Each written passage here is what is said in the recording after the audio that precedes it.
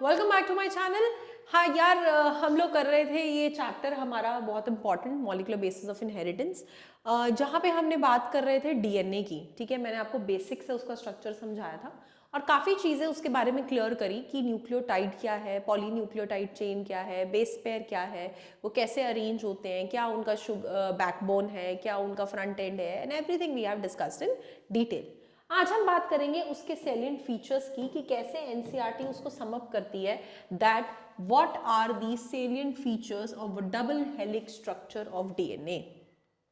सबसे पहले तो जो हमारा ये डबल हेलिक्स मॉडल है, it is made up of 2 polynucleotides chain. ठीक है, एक न्यूक्लियोटाइड चेन इस तरीके से and the other nucleotide chain like this. It is made up of 2 polynucleotide chains where the backbone is constituted by sugar and phosphate. मतलब यहाँ पे sugar और फॉस्फेट दो ग्रुप्स हमें दिखाई देंगे। ठीक है, एंड बेसिस प्रोजेक्ट इनवर्ड्स, और जो एडेनिन गुआनिन वगैरह बेसिस हैं वो अंदर की तरफ होते हैं। Correct. Two chains have anti-parallel polarity. It means if one chain has polarity 5 to 3, the other will have 3 to 5. मतलब यहाँ पे 5 एंड है तो यहाँ पे हमारा 3 एंड होगा, और इधर 5 एंड और यहाँ पे 3 एंड होगा। ठीक है, so two chains have anti-parallel polarity, means one polarity is 5 to 3 and the other has 3 to 5. The bases in two strands are paired through hydrogen bond forming base pairs. इनके बीच में bonds हैं और इन bonds को हम कौन से bonds कहते हैं? Hydrogen bonds.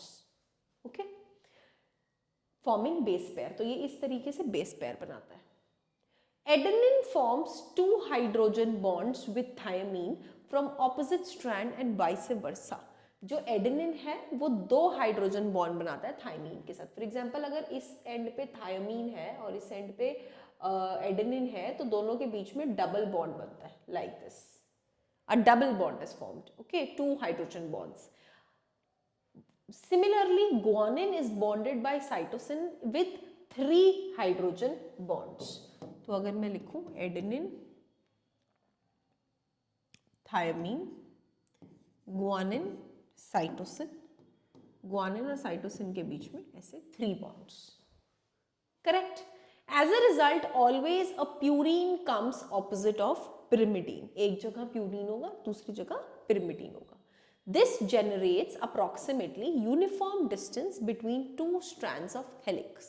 तो दोनों हेलिक्स के बीच में यूनिफॉर्म डिस्टेंस हमें दिखाई देता है। Correct. 2 chains are coiled in right-handed fashion. The pitch of the helix is 3.4 nanometer and there are roughly 10 base pairs. मतलब ये है pitch of the helix, this one. ठीक है, this is 3.4 nanometer and इसके अंदर roughly 10 base pairs होते हैं। In each turn, her turn में 10 बेस पेयर्स है। अगर आप देखो यहाँ पे ध्यान से, see the double helix model and you can see the base pairs. Can you see these? These are the base pairs. How are they? When you elongate them, they are visible like this: adenine, thymine, guanine, cytosine. And here this is the sugar phosphate backbone, DNA double helix. Okay? You can see the polynucleotide chain also here. See, 3 end carbon and 5 end phosphate.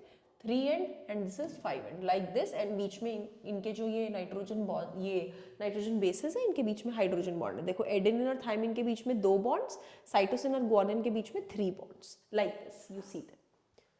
ठीक है बेटा, इस तरीके से ही arranged है। Consequently, the distance between a base pair, एक base pair के बीच में हेलिक्स में डिस्टेंस है 0.34 नैनोमीटर। मतलब ये वाला डिस्टेंस,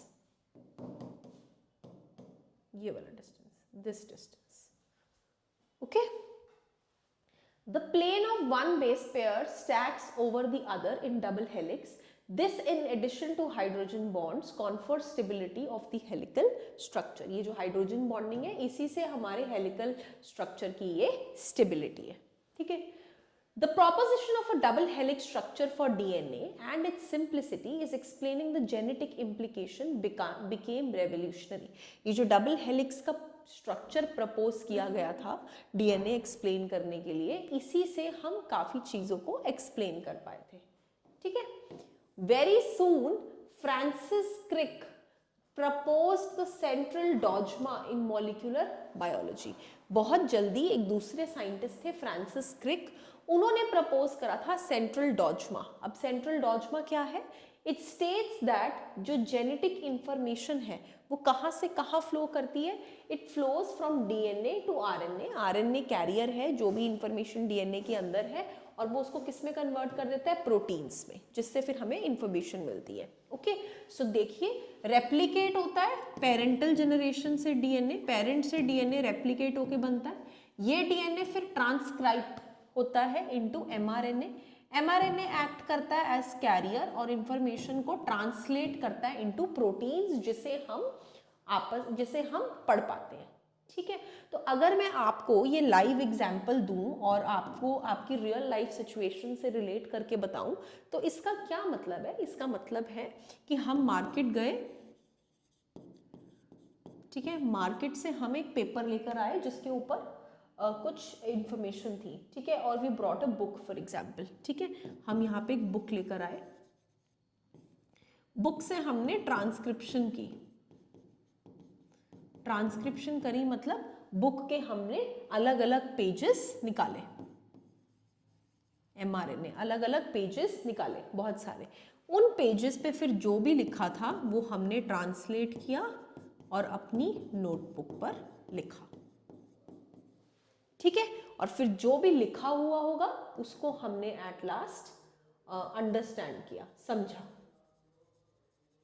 ठीक है, एट लास्ट वी अंडरस्टूड. तो प्रोटीन से भी एट लास्ट हमारा जो मैसेज है वो कन्वे हो गया, हमें पता चल गया कि वो डीएनए क्या इंफॉर्मेशन कैरी कर रहा था. ठीक है, सो दिस इज सेंट्रल डॉजमा. मैंने आपको सिर्फ एक एग्जाम्पल देके एक्सप्लेन किया. ठीक है जी. In some viruses, the flow of information is in reverse direction from RNA to DNA, क्योंकि वहाँ पे जेनेटिक मटेरियल RNA होता है, तो उस केस में ये सेंट्रल डॉजमा रिवर्स होता है. वो हम पढ़ेंगे जब we will study about this RNA. ठीक है जी. So this was the structure related to DNA, and in the next topic we will be studying about packaging of DNA helix. Right? कि ये एक हेलिक्स पैक होके कैसे chromosomes में pair up होता है. Right? Thank you so much for watching my lecture, and next we will discuss the packaging.